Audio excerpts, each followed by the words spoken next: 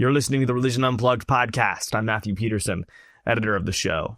The Bible is by no means a picture book, but for its lack of illustrations, it still presents many powerful images.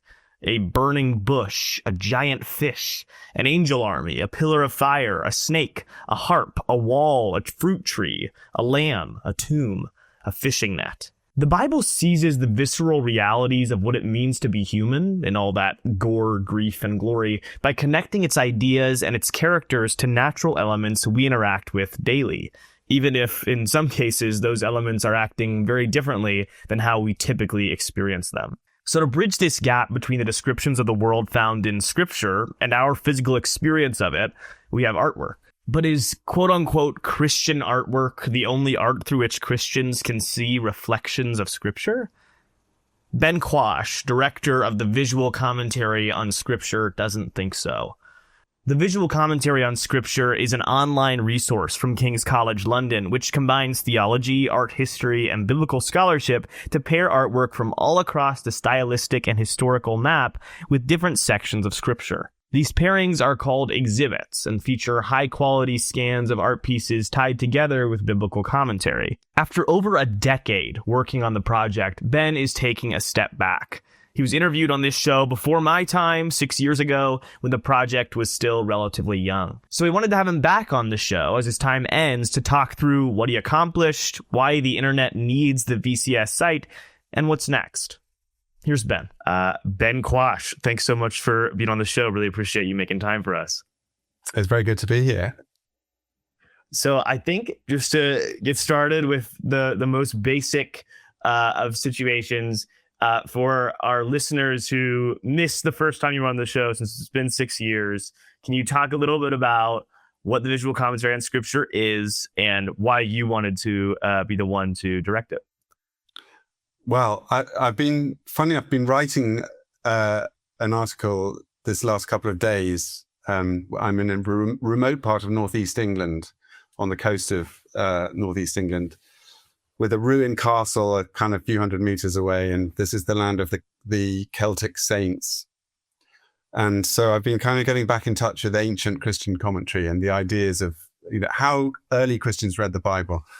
And it's reminded me that one of the great inspirations behind the Visual Commentary on Scripture was a previous project called the Ancient Christian Commentary on Scripture. And one of the things that it did was to assemble, the main thing it did was to assemble insights into Scripture, every passage of Scripture from the whole Bible, from some of the great early commentators on it, and to assemble them not to kind of smash them together into one kind of uniform voice, but to allow them to be a conversation on the page. And this is something that has a lot in common with the Jewish Talmud. And in fact, the Jewish Talmud evolved at the same time as early Christian commentary was, in this kind of post-temple period, where Jewish rabbis and patristic theologians, the church fathers, were often aware of what the others were doing and influencing each other. And in each case, in their own ways, they created this many-voiced way of responding to the Bible. The Jews had many, many different rabbinic voices gathered around the central text of the Mishnah. And Christians gathered the many voices of church fathers they thought were especially worthy of note around the central text of Scripture. So when you go and look at these early texts, which the technical Latin word for them is come to be catena, which means chains. So they were like chains of commentary. What you see is lots of different perspectives interacting with a central Bible text. And the ancient Christian commentary declared itself as a modern version of the catena tradition. After many centuries, they tried to recover it and to give Christians of all different denominations, it was very ecumenical as a project, an opportunity to join in with this conversation, to think, here are all these great voices were talking to each other in the past, and now maybe we can do the same. We can give people new avenues into Scripture. So that was the idea. And this sort of lively sense of a living dialogue with scripture comes off the page of the ancient Christian commentary. So the VCS does this, but with art as well, with art as a key catalyst for new engagement with scripture. And I guess my sense of how this works is that artworks are themselves forms of communication. They're kinds of response, the kinds of expansion of the biblical text. And what you can do if you have several of them is something like what the Talmud did, something like what the ancient Christian commentary did. And I'm very aware there's a noise behind me, and I don't know if that's a problem. Tell me if you can hear it. No worries. I can hear it, but I think I can fix it. I think people it'll be okay. say we're on a farm.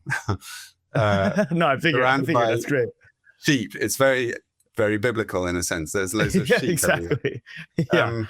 But the noise of the machines is not so biblical. So the artworks are like, the language of visual art is a language. So these are like voices of a different kind.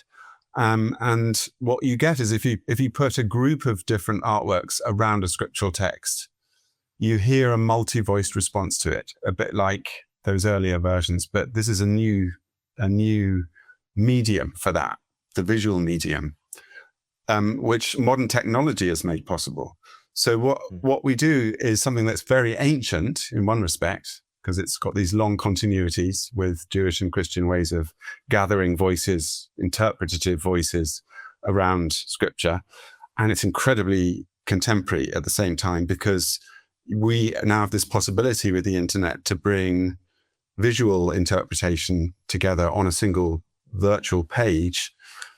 And that makes the scriptures come alive in a completely new way. So our curators, who are usually academic scholars, some of them are art historians, some are biblical scholars, some are theologians, are choosing works of art that they think converse well with the biblical passage. And then it pops off the page in a new way and starts a conversation. It is a conversation, and it starts a conversation because those people who come and visit our exhibitions online can join in with it. And they can find openings through this dialogue that's already going on the online page, and kind of think about how they want to take it forward in their own discussions with others around them. Yeah. I think in my own looking through the project, the thing I appreciated most is just the diversity of work that you guys have associated with different passages of scripture. I mean, you'll have something truly from the Bronze Age next to something made 5 years ago. And I think when I think of religious art in general, but certainly Christian art, I just think of Renaissance stuff. I think of very literalistic, very pretty flat. I know what I'm getting. And so going through the project, that was one of the most exciting parts is why do they choose this piece? And then to read through and just say, oh, I see where the connection is. And I'm curious for you, why was that so important to you to be including work from all time, all periods, all styles? And what were maybe some of the most surprising combinations that you guys came up with, stuff that people really wouldn't have expected, but that you just really felt associated really well? Yeah, well, so you're absolutely right that the artwork has come from across 3 millennia, at least. So that's huge. And they're not always works of direct response to the biblical text, what sometimes gets called biblical art. And I think that's important. So there are, as you say, Renaissance works of art, medieval works of art, and many since then, and Byzantine works of art, icons and so on, which are, you look at them and you know that these are Christian in inspiration. They're responses to Christian texts and stories and liturgical practices. And there's loads of that on the site, of course. But to restrict it to that is to make something that is kind of too narrow in a sense for what could be the case. And we never wanted to just make a kind of Christian art website. Some of those exist already.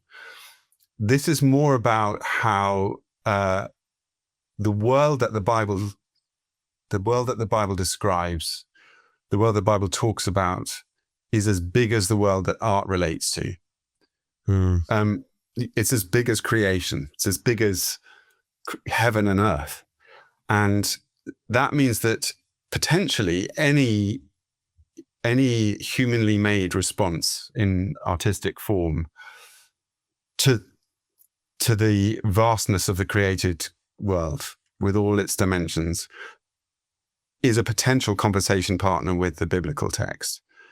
It may not kind of speak biblically in a direct way, but it will speak to the Bible and the Bible will speak to it, because both are engaged with the same one world. The world that from a Christian point of view is God's creation.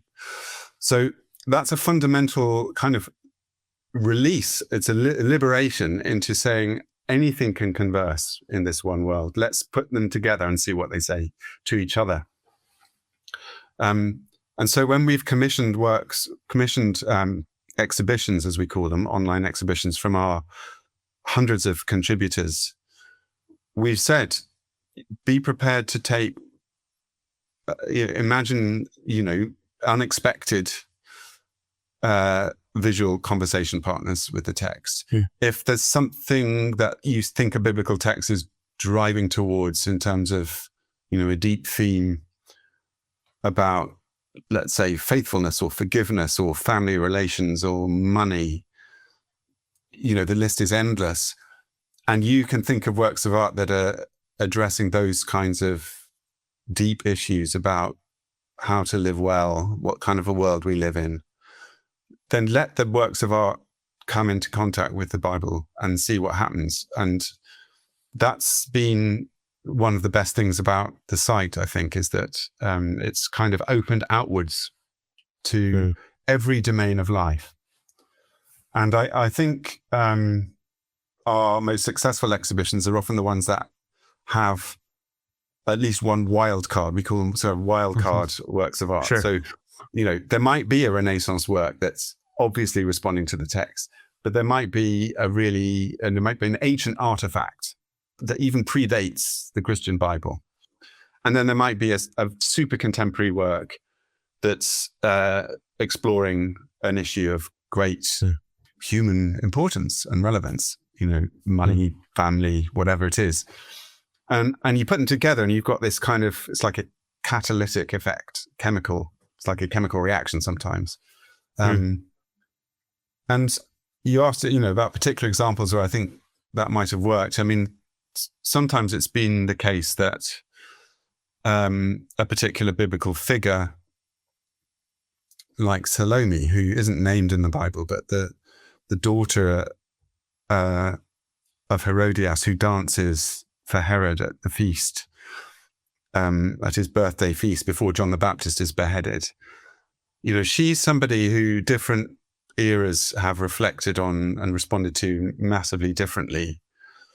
And it tells you something about those different cultures and times, that the way that people have interpreted her. So in very early images of Salome, she's depicted like a kind of circus acrobat. And that's because that in that world, somebody who kind of physically leapt around, there's nothing kind of sexual about it, as there is in later images. Somebody who kind of leapt around and did tumbling tricks would have been a typical kind of entertainer of that period. But also, there were theories that a kind of deranged body represented as deranged soul, that you were perhaps spiritually disordered if you were mentally, if you were physically uncontrolled. So that was a way that they naturally read this figure. And then in the Renaissance period, you get this eroticization of her. And so she starts more to dance, not just like an acrobat, but more like someone who's kind of seducing her viewers. And then we got this really interesting example of early 20th century art from revolutionary Russia, where she becomes like a figure of a strong Amazon-like female figure who's sort of commanding her own destiny, who's taking control of the situation, who represented the kind of ideal female worker revolutionary of early 20th century Russia. And that's a kind of completely different Salome from anything before. And by putting these three together, you immediately get three perspectives on this figure who isn't much described in the biblical text. She's quite kind of under-described. And that makes you realize that the text is full of kind of spaces, unfilled spaces that we as the interpreters have an opportunity to invest ourselves in. We can put ourselves into those spaces, imagine what isn't said, what might, the implications of this text be where things are left unsaid. And actually that can lead the text to speak to all kinds of contexts, ancient and very modern.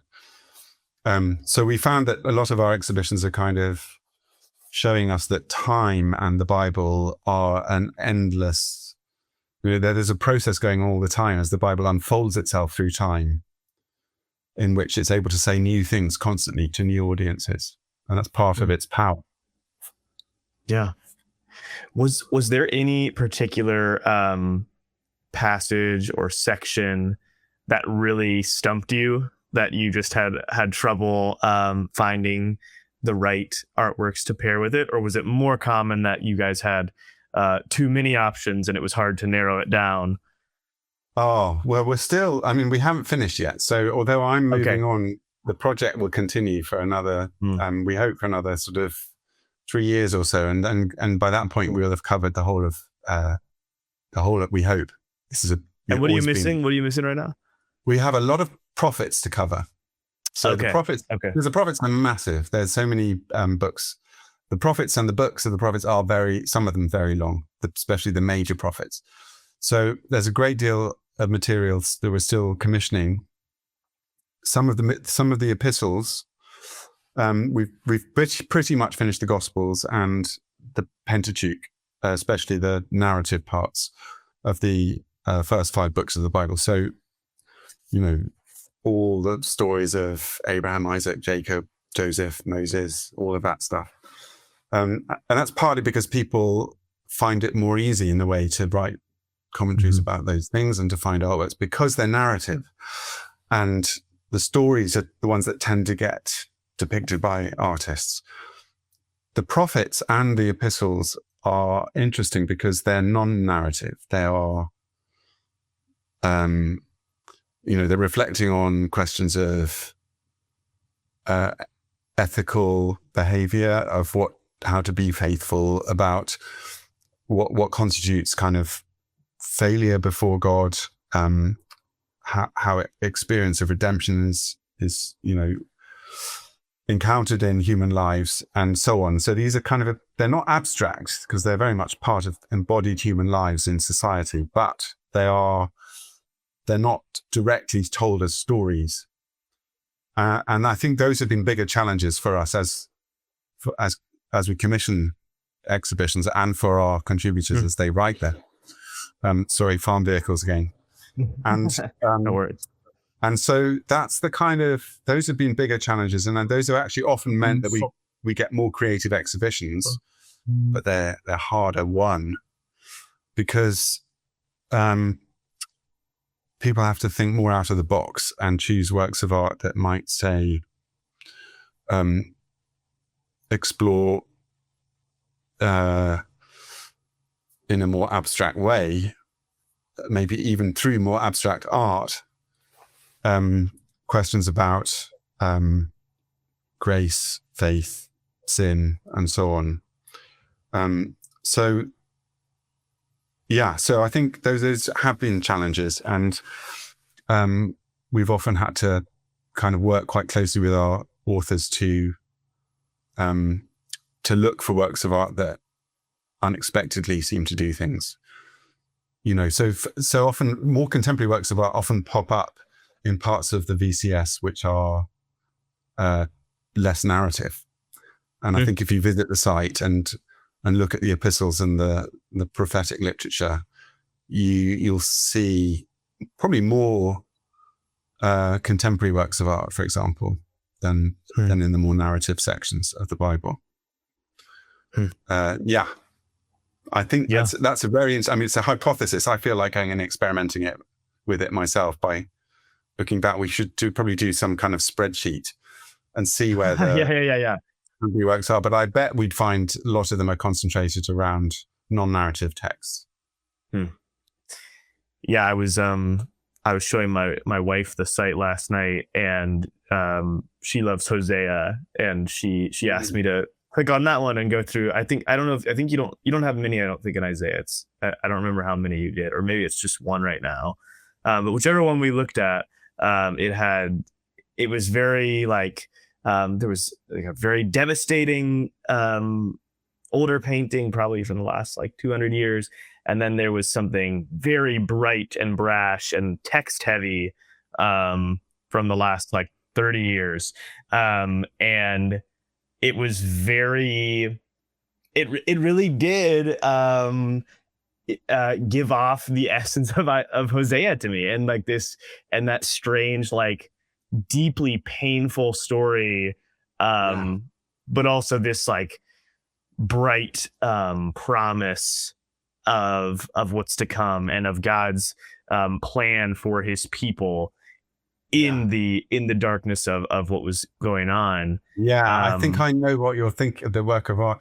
There's a black female artist based in London called La Quena, who I think one of the Hosea exhibitions has her work in it. But in any case, I mean, you're right. Hosea is like a really disturbing text. And one of the aims we have with the VCS, and this is true, this is absolutely part of our continuity, I think, with the early church fathers and their commentaries on scripture, is not to smooth over the challenges of the biblical text, which I think, a lot of the time that the Bible that gets preached on in church is quite carefully curated in its own way, and that some of the more distressing aspects of it get minimized or simply sort of gently bypassed. But this is a rough text with many challenges. It's visceral in lots of ways. And I think one of the things that the VCS has tried to do is not artificially mitigate that. It's actually part of being taken seriously, I think, as well in the art world, where we try to speak. We try to sort of show how taking the Bible seriously is actually a form of bold intervention in a world where artists sort of think that they alone talk about the most difficult parts of human experience, but actually the Bible talks about the most difficult parts of human experience, and artists who want to drive past cheap consolation towards deeply problematic aspects of human life should find that the Bible is a companion in that, not that it's somehow trying to kind of make everything cheerful and consoling. So actually, I think a lot of VCS exhibitions show how the grittiness of the Bible, its willingness to face the darkest aspects of human life, is something that makes it a companion, with our art, especially perhaps contemporary art, in facing what the world can be like, and yet at the same time finding that can be a place to speak about grace and the possibility of renewal and the new creation and the making good of things. So Yeah. we're not in a kind of cheap way that bypasses the difficulties. Yeah. Yeah. And Hosea is a great example of where that is a big challenge. Right. Yeah. I mean, something I wanted to make sure I asked you about was, in viewing, just that one, but, the other ones I looked through as well. It's very clear for me as a believer that there is something, there's a deeper connection that forms when I'm pairing the visual with the literary. And so, and when I'm seeing something that's reflecting, especially that, something that I wouldn't have expected, that is reflecting something I deeply believe in and trust.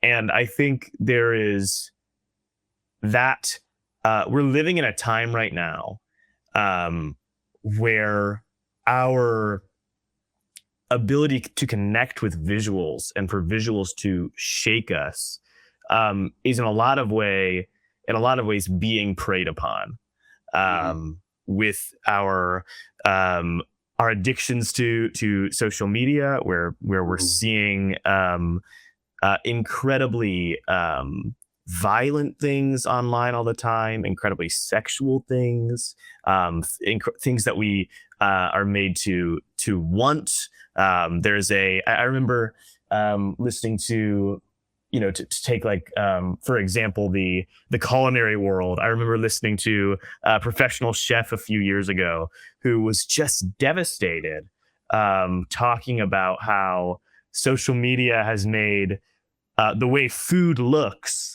the whole point of cooking for so many people, and the whole like, we got to make it the juiciest, most appetizing, most beautiful.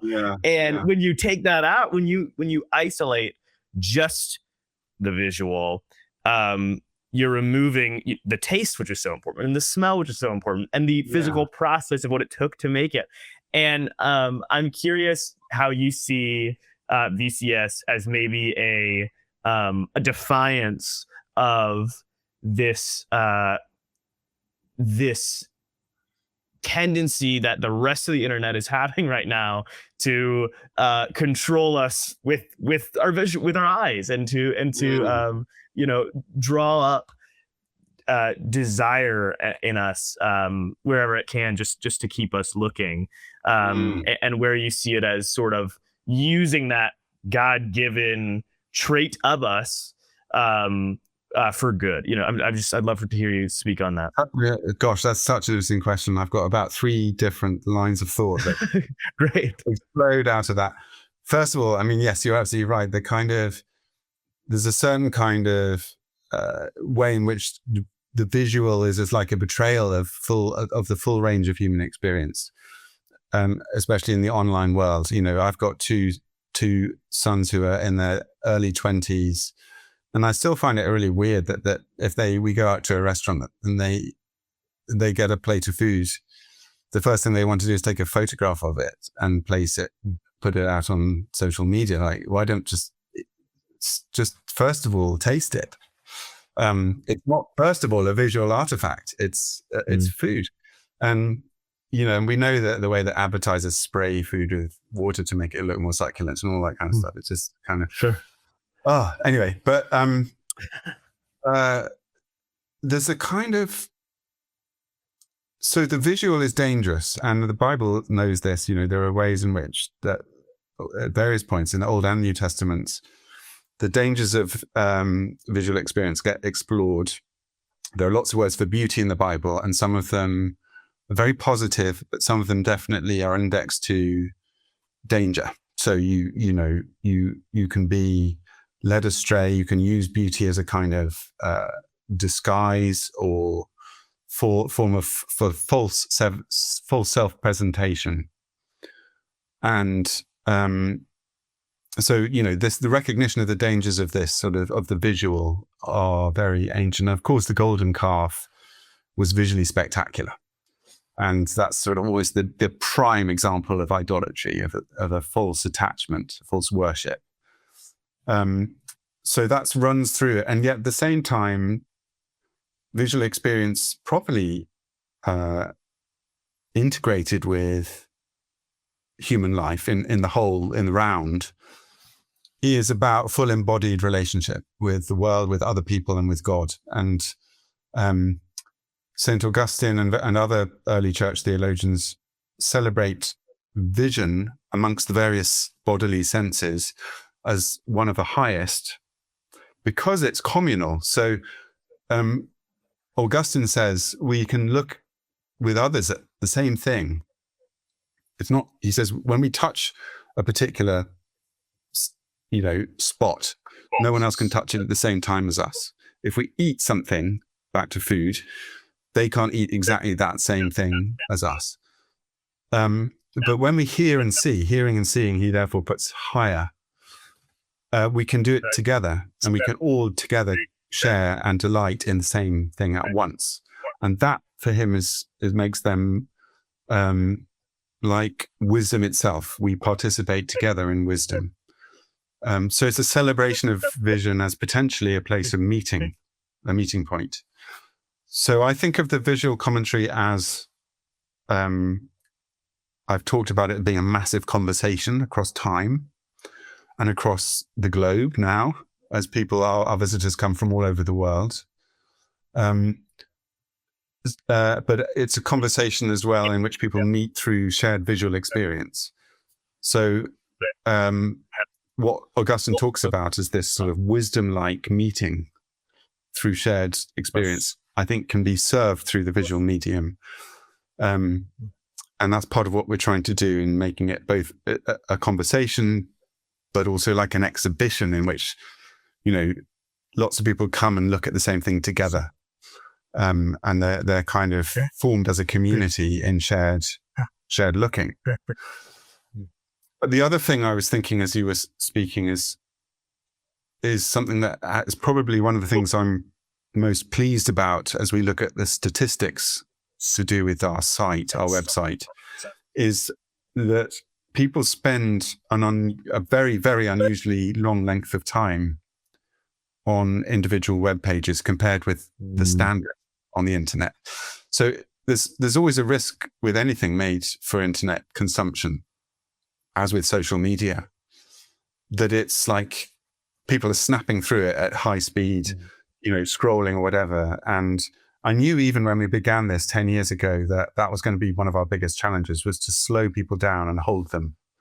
And I'm actually very pleased that, our web designers have come back to us and said the statistics of how long people spend on a VCS page, they've never seen before. They've never seen any, none of the websites they've designed over many decades have people staying for so long on a page.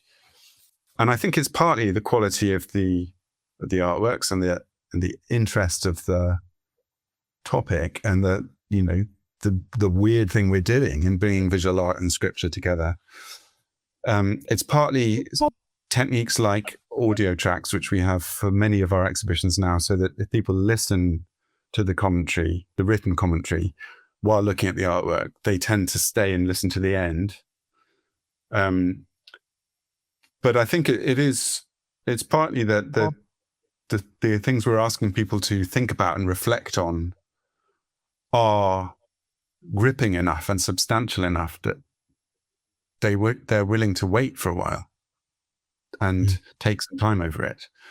And I like to think that in some ways we're using the internet to be a bit countercultural about the internet, and encourage people at least to use it in a different way.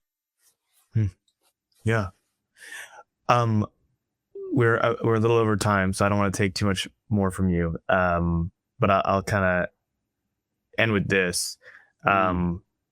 Where, I don't know how much, you can say as much or as little about this as you want to. I'm not sure what all you're comfortable talking about, but I'd love to ask you. You can edit as much or as little as you want. Okay, great.